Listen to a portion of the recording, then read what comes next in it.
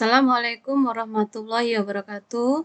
Alhamdulillahirrahmanirrahim. Kita bertemu kembali pada perkuliahan online Statistika Inferensi. Kali ini dengan materi penaksiran yang kedua. Anda sudah belajar tentang materi penaksiran yang pertama yang kemarin ya. Jadi kalau yang penaksiran yang kedua ini lebih ke selang interval untuk selisih rataan, selisih proporsi, sama variansi.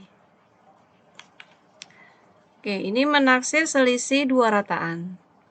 Tidak saya baca ya. Jadi kalau selisih rataan ya yang harus diingat ya mu1 min mu2. Yang sampelnya ya X1, X bar 1 sama X bar 2.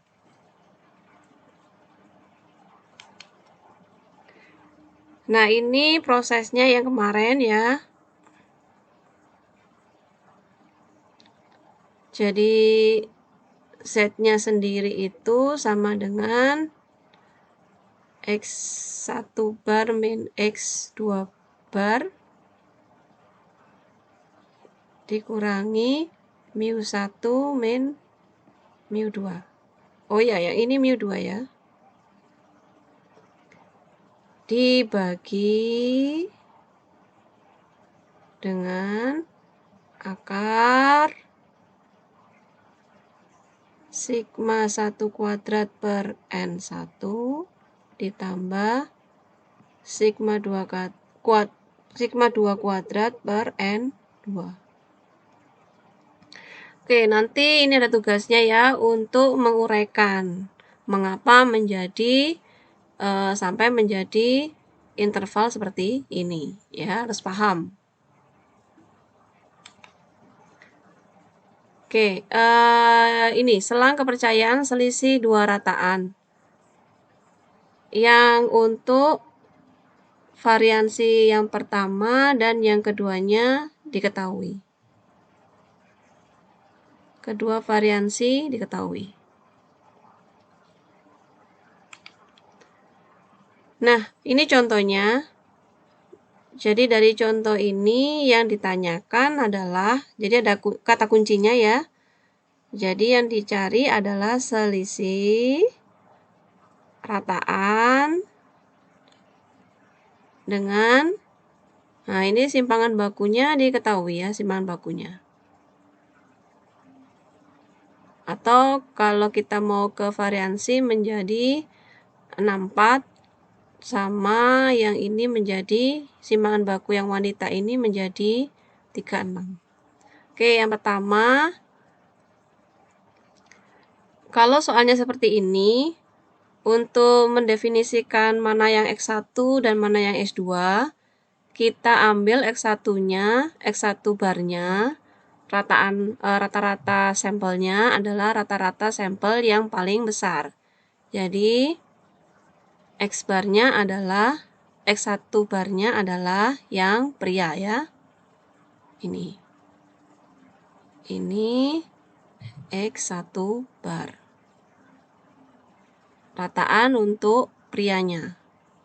Sedangkan yang ini yang 76 untuk X2 bar. Jadi kalau ini sudah X1 bar, maka simpangan bakunya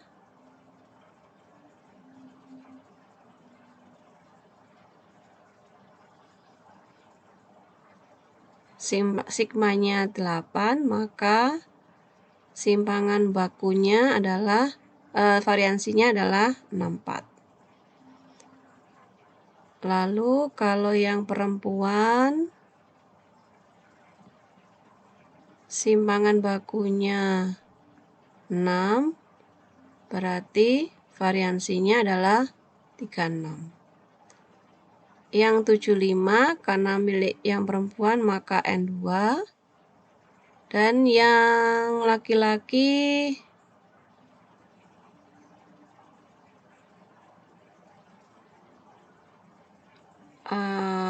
maaf, yang ini ya, dibakukan diberikan pada 50 siswa wanita. Maaf, yang ini N1, N2, ini yang laki-laki, ini N1 ya.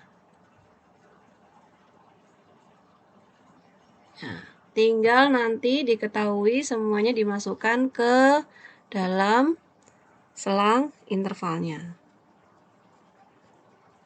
Nah, ini akan diperoleh seperti ini. Sehingga selisih rataan sampelnya, ini ya yang pria dikurangi yang wanita, diperoleh 6. Kemudian yang satunya tadi 75, N2-nya 50. Nah, nanti ada tugas juga untuk menguraikan Z untuk 0,02 sama dengan 2,05. Nah, ini tidak ada di tabel, jadi Anda harus menguraikan. Dari mana diperoleh 2,05. Setelah itu, tinggal dimasukkan ke rumus selang intervalnya ya, sehingga diperoleh selisih rataan untuk semua siswa pria dan wanita adalah berada di antara nilai 3,43 sampai dengan 8,57. Oke, selisih rataan, selisih 2 rataan untuk yang kedua. Kalau yang tadi variansinya, semua variansinya diketahui, yang ini variansinya sama tapi tidak diketahui. Jadi yang digunakan adalah selang interval yang seperti ini.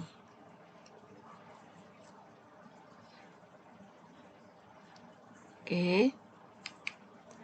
Nah, ini contohnya. Nanti jangan bingung ya, kapan Anda menggunakan selisih rataan yang pakai rumus yang selang interval yang pakai sigma, kapan menggunakan taksiran gabungannya ya, kapan menggunakan tabel Z, kapan menggunakan tabel T. Jadi jangan bingung, cari kata kuncinya. Nah, di sini di soalnya ada selisih rataan ya, rataan populasi dari kedua stasiun. Anggap kedua populasi berdistribusi hampir normal dengan variansi yang sama. Ya. Variansi yang sama. Nah, ini tadi yang ini ya. Kalau yang ini mu1 min mu2-nya. Jadi kita pakai rumus yang T tadi, tabelnya juga pakai tabel T. Dan juga ada yang juga harus menghitung taksiran gabungan ya. Kemudian tinggal dimasukkan CI ini confidence interval. Anda bisa menuliskan IK, interval konfidensi, atau Anda juga bisa menuliskan selang kepercayaan gitu ya, sama saja. Nah, selang intervalnya adalah berada di antara 0,593 sampai 1,547. Selang interval selisih 2 rataannya ya, berada di antara 0,593 sampai 1,547. Jadi saya tidak jelaskan satu-satu, Anda tinggal membaca slide saya nanti yang sudah saya berikan di e-learning. Ini tinggal dimasukkan saja nilainya ya, diketahui kemudian tinggal dimasukkan saja nilai-nilainya. Saya hanya menjelaskan yang perlu Anda perhatikan, yang perlu Anda lebih pahami ya. Yang ketiga, selisih dua rataan yang ketiga, yaitu untuk variansi yang tidak sama dan tidak diketahui. Kalau tadi ada taksiran gabungan, kalau yang ini tidak ada taksiran gabungan, tapi derajat bebasnya memiliki rumus seperti ini, ya. Ini kata kuncinya ya. Selisih rata-rata kadar ortofosfor ya, yaitu mu1 min mu2-nya, selisih dua rataannya. Kemudian anggap bahwa pengamatan berasal dari populasi normal dengan variansi yang berbeda. Variansi yang berbeda tadi adalah seperti ini, sigma 1 kuadrat tidak sama dengan sigma 2 kuadrat. Oke. Nah, ini Anda baca sendiri nanti ya, tinggal dicari saja, dihitung ya. Kemudian disimpulkan, jangan lupa menyimpulkan. Jadi kesimpulannya adalah, jadi kita yakin bahwa 95%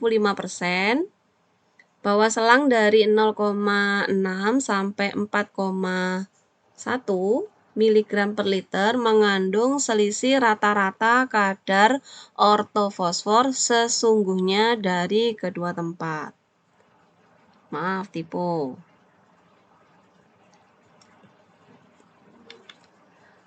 Nah, yang ini untuk selang kepercayaan pengamatan berpasangan.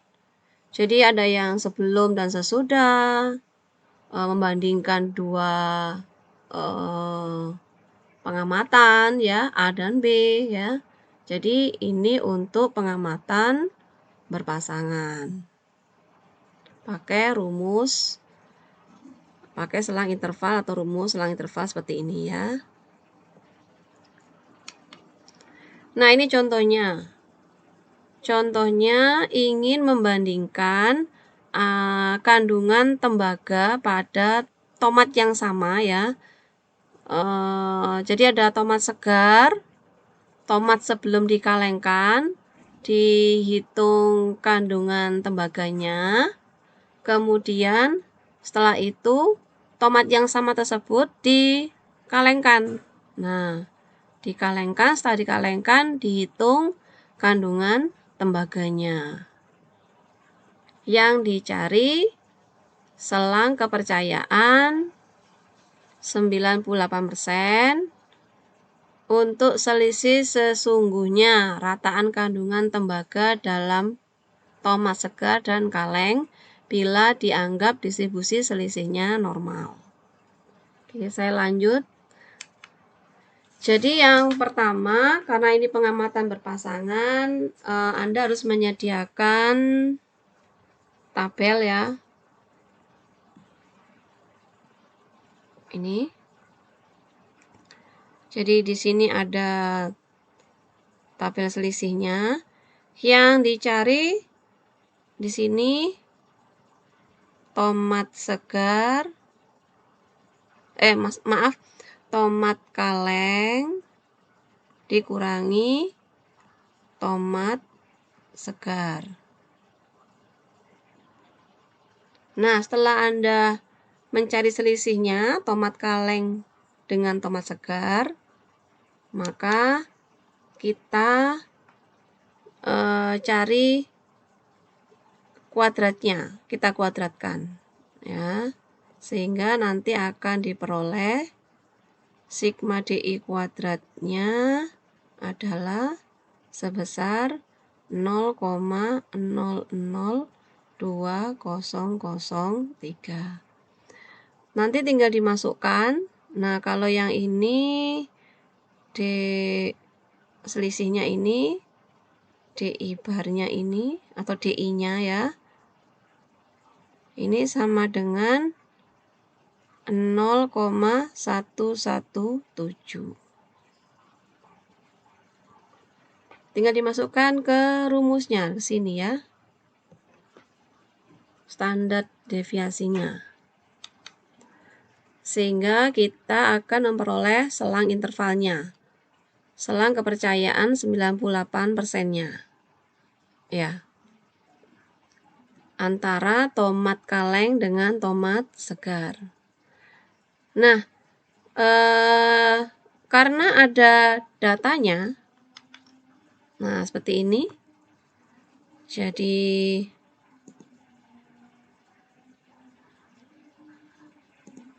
ada data tomat segar seperti ini sama tomat kaleng seperti ini.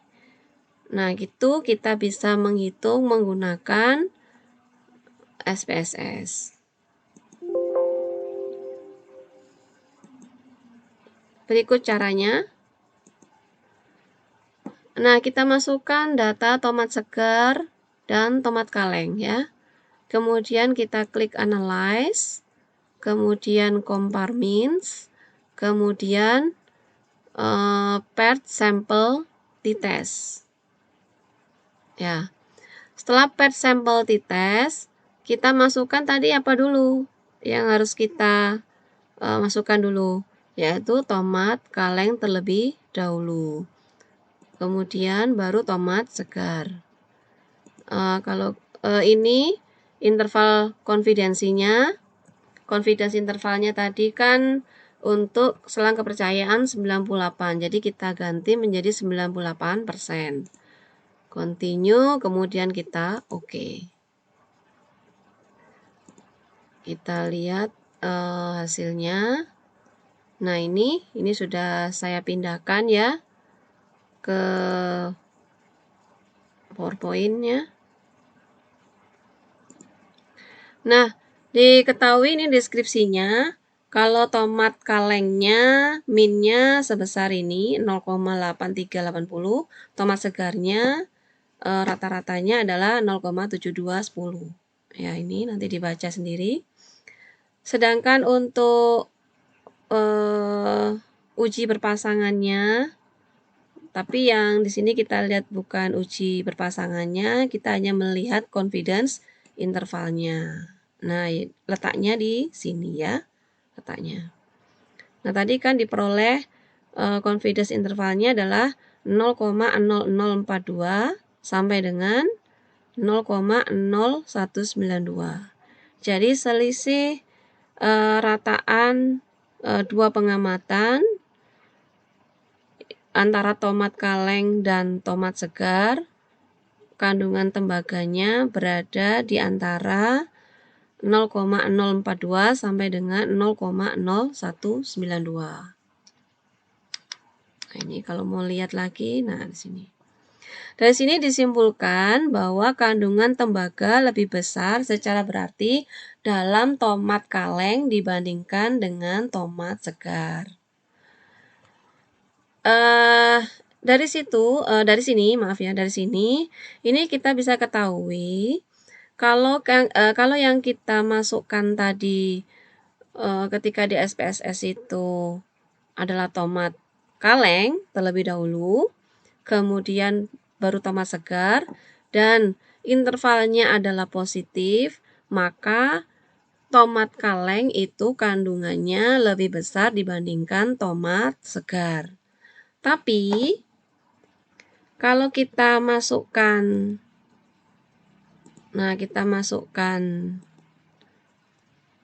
ini kita coba ya, kita keluarkan.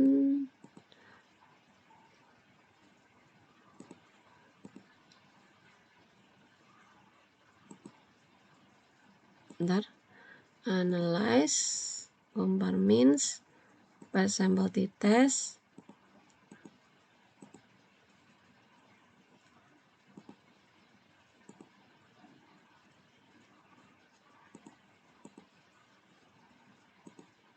Maaf ini.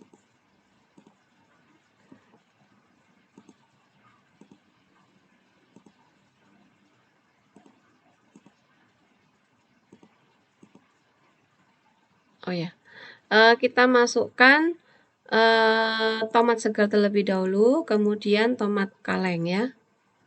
Kemudian optionnya tetap 98%, kemudian di OK. Nah, nanti Anda akan dapat confidence interval seperti ini.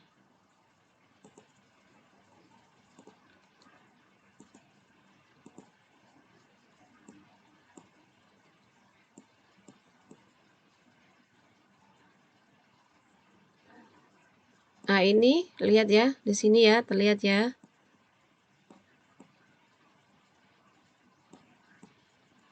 Ini kalau kita masukkan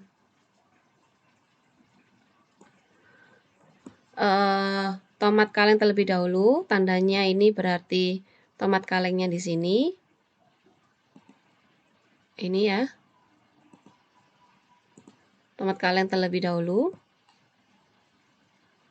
Yang pertama, kemudian yang kedua baru tomat segar. Kalau seperti ini, kita masukkan tomat segar terlebih dahulu, maka yang pertama adalah tomat segar, yang kedua tomat kaleng. Nah, ini confidence intervalnya itu sebenarnya juga sama, tapi dari angka minus 0,0192 sampai ini MD sampai negatif 0,0042 ya.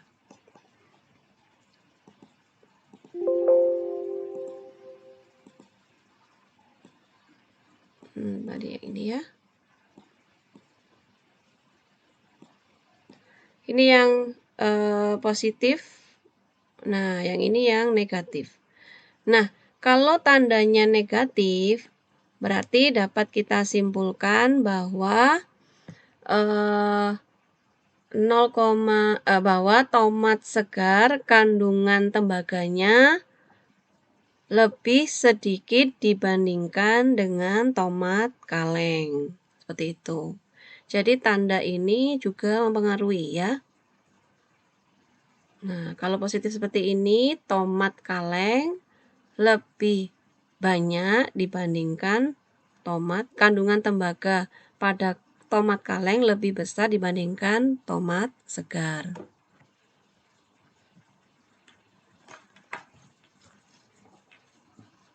Oke, saya lanjut ya ke selang kepercayaan proporsi. Nah, yang kemarin ini sebenarnya sama dengan yang kemarin.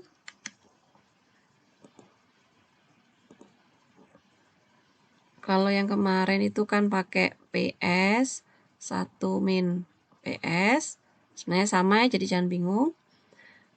Karena Q sendiri itu ya 1 min P ya. Jadi kalau P-nya PS ya berarti Q-nya ya Q-nya ya 1 min PS ya.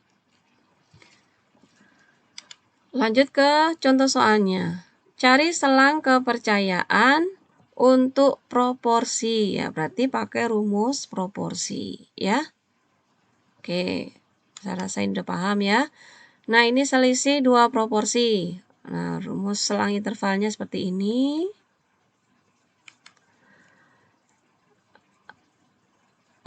Carilah selang kepercayaan 90% untuk selisih sesungguhnya proporsi yang cacat. Nah, berarti cari selisih proporsi.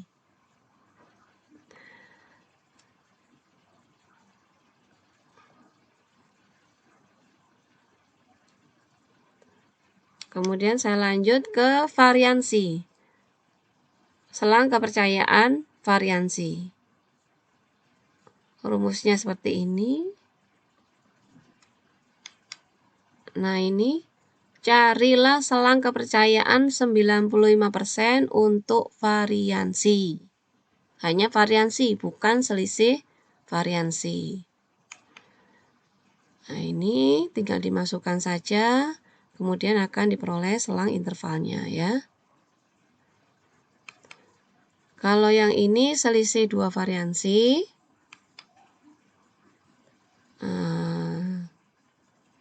selang kepercayaan 98%. Nah, ini karena ada untuk ini ya, dan untuk ini variansinya ya, variansi bila variansi 1 dan variansi kedua atau variansi populasi kadar otot fosfornya masing-masing di stasiun 1 dan 2. Oke, tinggal dimasukkan, nanti diketahui apa saja, tinggal dimasukkan. Saya rasa sudah paham semua ya cara membaca tabel F yang kemarin. Saya harap sudah paham. Nah, oke, dari sini saya sudah menjelaskan, memang tidak banyak saya jelaskan satu persatu. Saya jelaskan hanya inti-intinya saja yang perlu Anda pahami. Saya harap Anda paham dengan penjelasan yang saya berikan. Saya mengucapkan terima kasih. Wassalamualaikum warahmatullahi wabarakatuh.